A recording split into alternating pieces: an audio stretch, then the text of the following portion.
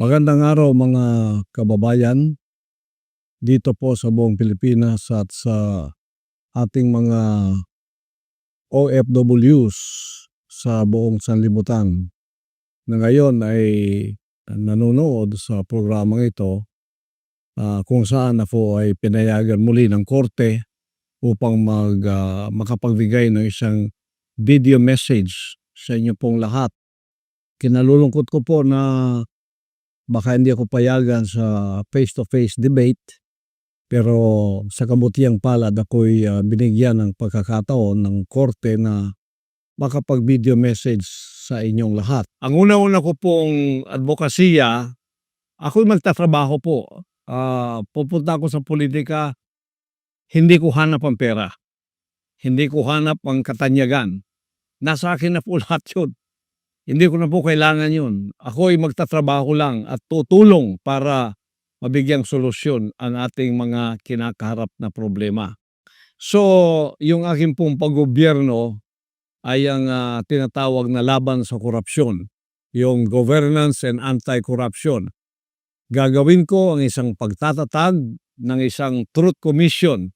Binubuo ito ng mga ordinaryong mamamayan upang imbestigahan ang mga kaso ng korupsyon sa loob ng ahensya ng gobyerno.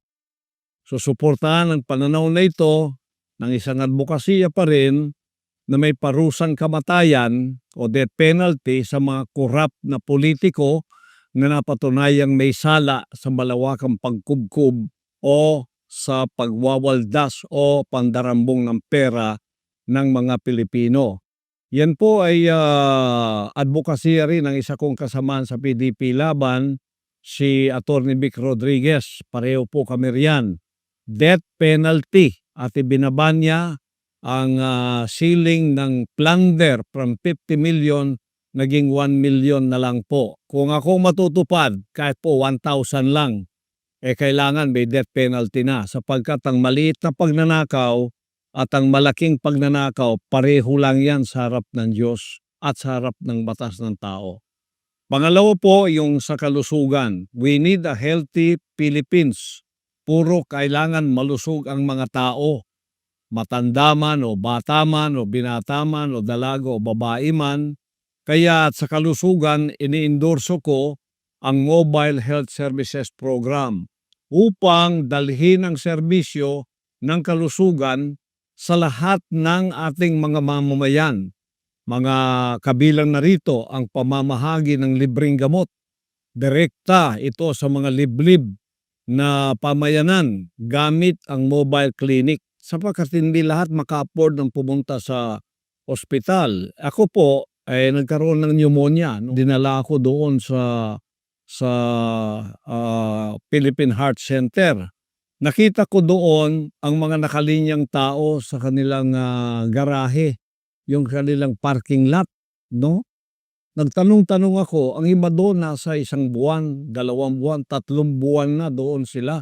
Naghihintay para mapagamot. Hanggang iba'y namatay na nga. Kaya nasaktan masyado ang aking puso sapagkat ito ang isa sa aking nakikitang hindi inaasikaso ng ating pamahalaan. Kaya nga ang PhilHealth, mahalaga yan. Mayroong budget pero hindi ginagamit doon sa kalusugan na dapat ito'y ipamigay na libre ang gamot sa lahat ng tao sa Pilipinas. Bilyon-bilyon po ang pera natin yan, ngunit hindi ginagamit sa wasto. So, ipalalawak ko ang saklaw ng PhilHealth upang masaklaw ang mas marami panggamot, outpatient, pangangalaga at mga programa sa pagpapagaling o yung rehabilitation para sa mga pamilyang may mabababang kita. Sapagkat, tingnan ninyo pagka nagkasakit ang isang taong dukha, kung meron man siyang ipon, lahat ng yan ay mauubos. Kung meron man siyang munting ari-arian tulad ng lupa o bahay, ipagbibili pa yan. Kaya nagiging dukha silang lalo dahil diyan sa problemang yan. Meron tayong PhilHealth. Asahan po ninyo, pag ako ay naging senador, iniluklok ako kasama ng aking mga kasamahan sa PDP Laban, ipaglalaban ko ang kalusugan ng ating mga mamamayang Pilipino. Libre gamot, lahat-lahat, pati doktor, pati hospital. Ipaglalaban ko po yan.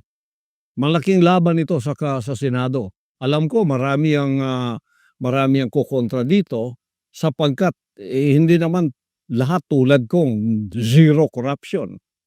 Kaya nga nawawala yung budget ng PhilHealth dahil kinokorrupt ito na dapat ilagay sa pangkalusugan. Saan nilagay? Sa tulay. Wala ka naman nakitang tulay. At yun ay mali. Itutuhid po natin yan. Kaya ang aking pong advokasya, ayusin natin ang Pilipinas. Ito ay isa ring advokasya ko, pagbabawas ng kahirapan, Poverty Alleviation Program. Magpapasa ako ng Philippine Food Security Enhancement Act na magbibigay ng kapital sa mga magsasaka para sa produksyon ng agrikultura, makapagbigay ng modernong kagamitan sa pagsasaka upang suportahan ang mabisang produksyon, pamamahagi at pag-iimbak ng pagkain. Susulong din natin yung tinatawag na Subsidized Utilities Program upang magbigay ng subsidiya ang gobyerno sa mga bayarin sa tubig at kuryente na nakatuon sa mga pamilyang may mababang kita. Ako, kasama rin ako sa advokasyang ito, ako'y natutuwa sapagkat si Attorney Hinlo merong tinatawag na state subsidized farming, no? So si Attorney Hinlo meron siyang tinatawag na state stage farming. Ako ganun din ang advokasya ko. Dapat ang gobyerno ang siyang magbigay ng gabay sa mga ating mga farmers. Mahaba-haba po ito kung i-explain ko sa inyo lahat dito. Mamaya na pagka tayo ay nandyan na sa Senado kung ako'y papalarin ng dakilang ama, so sasabi ko po sa inyo, nakadetalye na po yan lahat sa aking panuhala. Detalyado na po yan kung paano gagawin. Ngayon, medyo mga ano lang ito, mga introduction lang para sa inyong kaalaman. Pagkatapos, hindi lang ang pamayanan ang dapat malusog na Pilipinas, kundi may edukasyon na Pilipinas. Kasi nakita ninyo, ang edukasyon natin, napakababa. Marami ang college graduate pero hindi naman makapagtrabaho. So magpapasa ako ng School Infrastructure Development Bill upang maglaan ng mga pondo para sa pagpapabuti ng pasilidad ng paralan, lalo na sa mga rural na lugar upang matiyak ang kalidad ng edukasyon. Magpapasa rin tayo ng Patriotic Curriculum Act na naglalayong magbigay ng libreng kalidad na edukasyon na nagtutuon sa pagpapalakas ng pagka-makapilipino at paglaban sa mga negatibong ideolohiya tulad ng mga komunista. Iyan ay aking advokasya kahit sa aking pong paaralan na itinayo, ang Jose Maria College Foundation Incorporated. Kita ninyo dyan, napakarami ko na pong advokasya para sa ating mga Pilipinong kabataan para maging lawyer, maging abogado, pipili lang sila ng kurso nila. Iyan po ay libre lahat sa akin pong pangangalaga sa JMCFI. At yan, kung ako ay may luluklok bilang isang senador, palalawakin ko yan.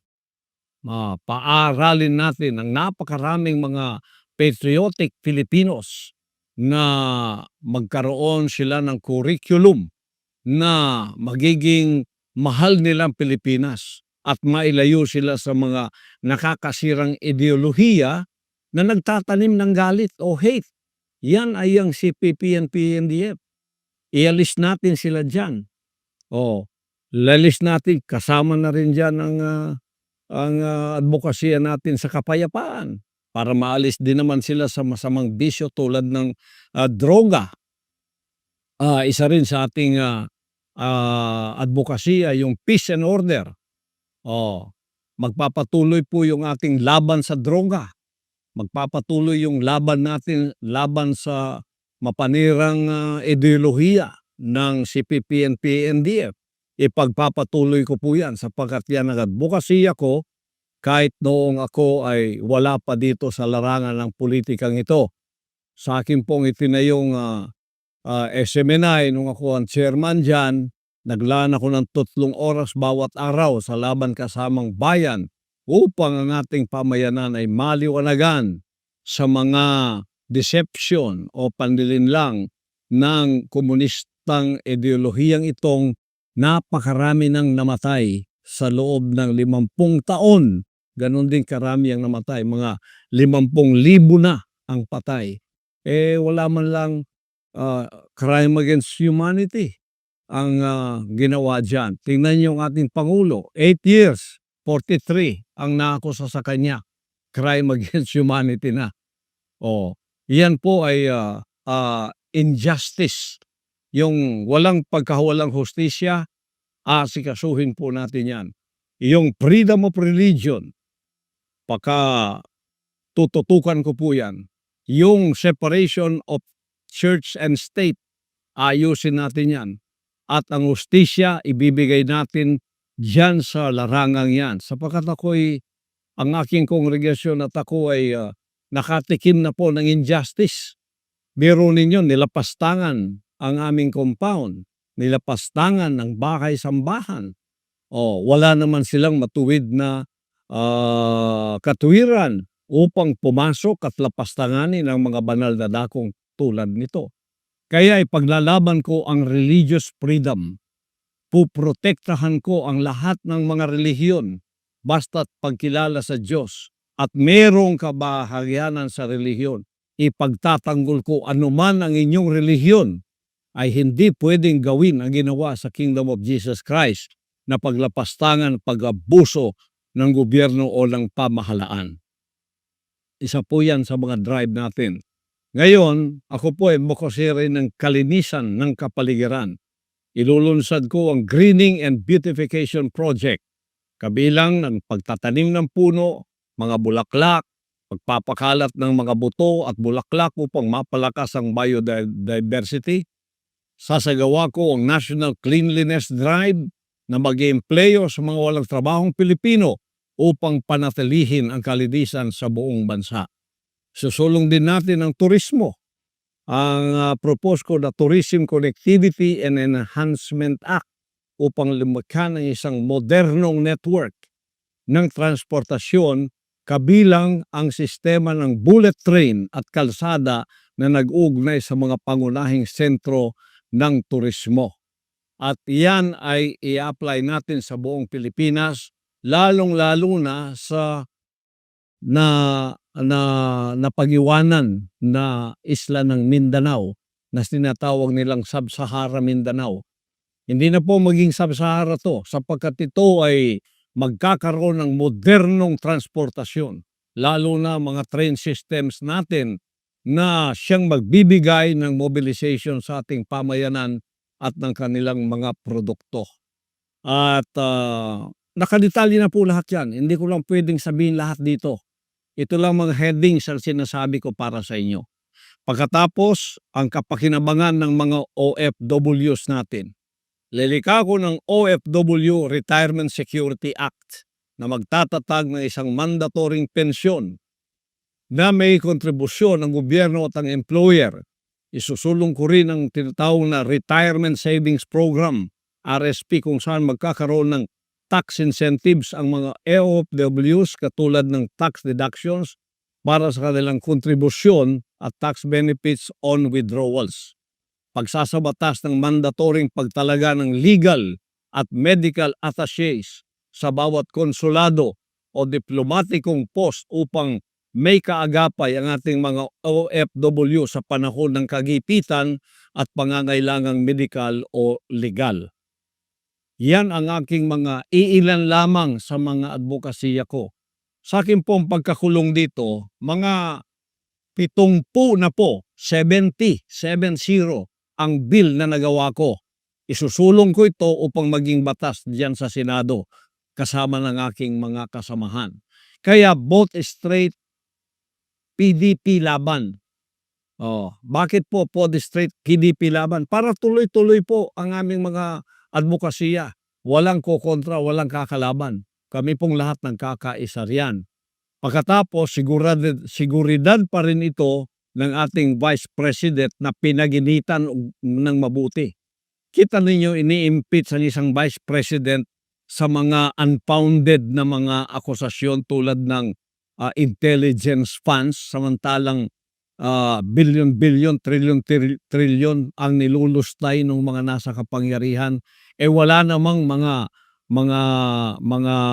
pagtawag sa Kongreso upang ito'y imbestigahan. Ngunit hindi tinantanan ng ating Vice President upang siya ma-impeach.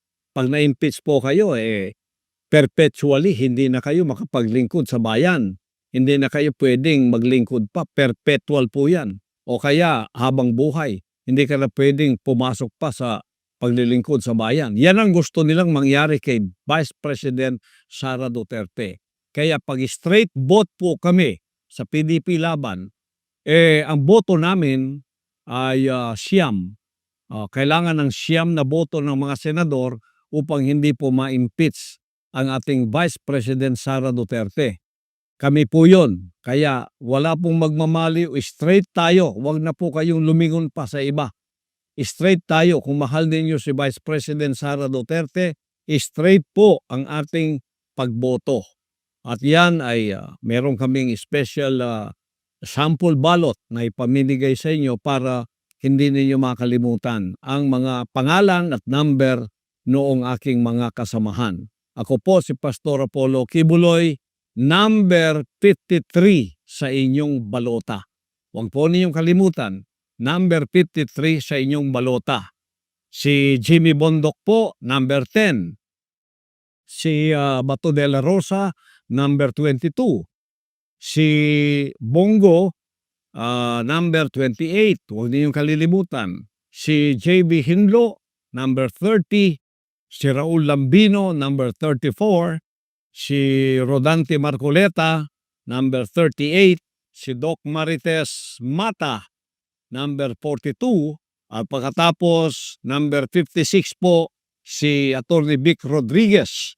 At number 58, si Salvador Philip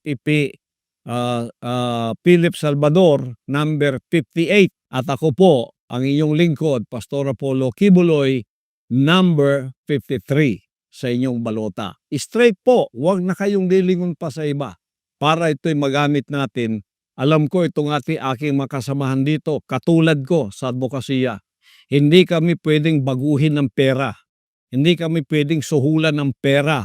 Hindi kami pwedeng kumbinsihin na kumampi sa mali dahil sa pera. Hindi po. O kaya sa pabor.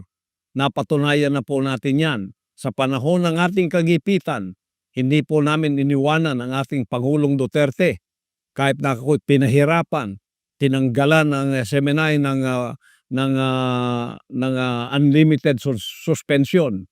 Hindi lang matanggal-tanggal yung franchise ng SMNI. Kaya ang kanilang suspension indefinite. Biro ninyo, inalis nila yung aming free TV. Daming istasyon yan, 18 istasyon.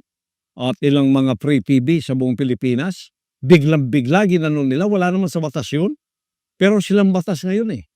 Walang batas-batas sila. Basta sinabi nila, yun ang tutuparin nila kahit may batas o wala. Ang isa lang sasabihin nila, sige magsumbong kayo sa korte. Sa korte na tayo magkikita.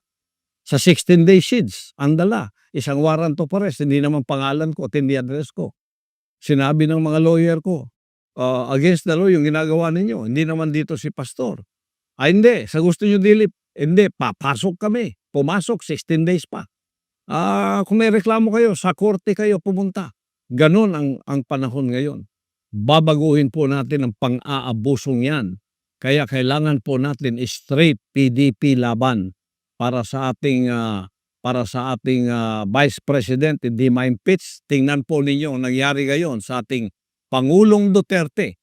Ang sinabi ko na sa inyo na ako ay gustong extraordinary rendition ng mga puti nung mga panahong ako'y umiiwas. Hindi nila ako nakuha. Ngayon, binigyan ako ng garantiya ng dalawang kinatawan sa gobyerno na walang rendition kaya lumitaw ako. Ngayon harapin ko sa korte. Kasi nung wala pang garantiyang yan, siguradong ibibigay nila ako sa kamay ng mga puti at ganitong gagawin nila sa ginawa ni Pangulong Duterte. Kaya ang kapalaran ko at kapalaran ng Pangulong Duterte ay pareho. Nakakulong kami. Nakulong siya doon sa The Hague, ako nakulong din dito at ito ay walang mga prosesong tama. Ngunit ito itatama natin pagdating ng panahon. Kaya't ako po ay narito pumasok sa magulong politikang ito, hindi upang magkapera, hindi upang kumamal ng pera o kaya maging tanyag, hindi po. Magtatrabaho po ako tulad ng ako'y nagtrabaho sa Kingdom of Jesus Christ. Zero corruption, pagpapaunlad ng mga sinasakupan ko na kung uunlad ang aking pamamahala sa isang organisasyon, uunlad ang lahat. Wala pong personal interest. Kaya idinimanda ako, sinanksyon ako para maipit ang aming mga propriedad, ang lahat ng nakapangalan daw sa akin, babawiin nila. Pero mo kay injustice niyan. Pagkatapos sinuri nila, ni isa walang nakapangalan sa akin. Ngunit gusto pa rin nilang kunin ang mga propriedad ng bansang kaharian. Anong klase ito na itutuwid natin ang injustice na ito? Hinahanap hindi lang ako kundi pati gold, pati property ng bansang kaharian. Papayagan ba natin ito ay magpapatuloy? Hindi po. Kaya para maituwid natin ang hindi tama, ang baluktot, para maituwid natin, straight po ang ating boto, PDP laban. Upang may pakita natin sa bansang ito na ang pamamahala tulad ng ginawa ng ating Pangulong Duterte sa 6 na taon ay maipagpapatuloy natin, maisusulong natin kasi yan ang dahilan kung bakit tayo bumoto sa unit team noon. Ito ay continuity daw. Ngunit wala pang 3 taon pinutol na yung pangakong yon at alam natin ngayon kung ano ang kaganapan. Lahat ng ayaw, suspended. Lahat ng ayaw, suspended. Dito, suspended doon. Binabantayang maigi, hindi tayo makahinga ng maluwang sa ating demokrasya. Sa katotohanan lang, ang demokrasya natin ngayon parang wala na. Kundi tatayo ang tulad ng PDP laban at ang mga kinatawan nito na inyong iboboto sa Kongreso, ay tuloy-tuloy na pong mawawala ang ating demokrasya at ang ating bansa. Huwag po nating gawin yon. Kaya straight po kayo, PDP laban, at pagpalain kayong lahat ng ating dakilang ama. Panalangin natin ang ating Vice Presidente, Sara Duterte, at kasama na rin ang ating Pangulong Duterte. Ngayon ay kinulong doon sa The Hague. At ako'y ipatuloy ninyong ipanalangin na pagkatapos ng mga hearing na ito, makikita ninyo kayong mga lahat ng naniwala ay maliliwanagan kayo pagkatapos nito. Sana before pa naliwanagan na kayo sapagkat pagka ako'y dineclare na inosente ng korte, mapapahiya kayo kasama ng mga nag-akusa sa akin. Kaya manalangin po tayo. Ito yung dapat din sa Pilipinas. Huwag nating kalimutan ang Diyos na makapangyarihan ng gumawa sa atin. Huwag natin siyang kaligtaan. Pasalamatan natin siya sa lahat ng ating mga pagkakataong may buhay pa tayo. Ibigay natin ang lahat ng kapurihan at kapasalamatan sa kanyang lumikha ng lahat sa atin. Kasi kung wala tayong connection sa kanya, itong lahat ng ating mga material, financial o politikang pinag-uusapan, wala pong mga kwenta ito. Mamamatay din tayo, haharap din tayo sa kanya. Kaya huwag ninyong kaligtaan sa panahong ito ang ating dakilang may kapal. Ibigay natin ang lahat ng kapurihan at kapasalamatan sa kanya na anuman ang pinagdadaanan natin. Kung tayo ay may mabuting puso, may mabuting kalooban, hindi niya tayo pababayaan. Tayo pa rin ang magtatagumpay sa huli ng ating mga buhay. At para sa bansang Pilipinas, naniniwala akong ang gabay ng dakilang ama ay pagkakaloob niya sa bansang ito. Lalo na gagabayan kayo o itong 10 na PDP laban senatorial slate. Diretso na po tayo. Huwag na tayong lumiko, huwag na tayong lumingon sa iba, diretso na po. Straight ang boto ninyo, PDP laban lahat, para tayo'y mananalo sa larangan ng ating pamahalaan at ng ating bansa. Mabuhay po kayo, mabuhay ang Pilipinas, at mabuhay tayong lahat. Ang kapurihan ibinabalik natin sa dakilang Diyos. Amen.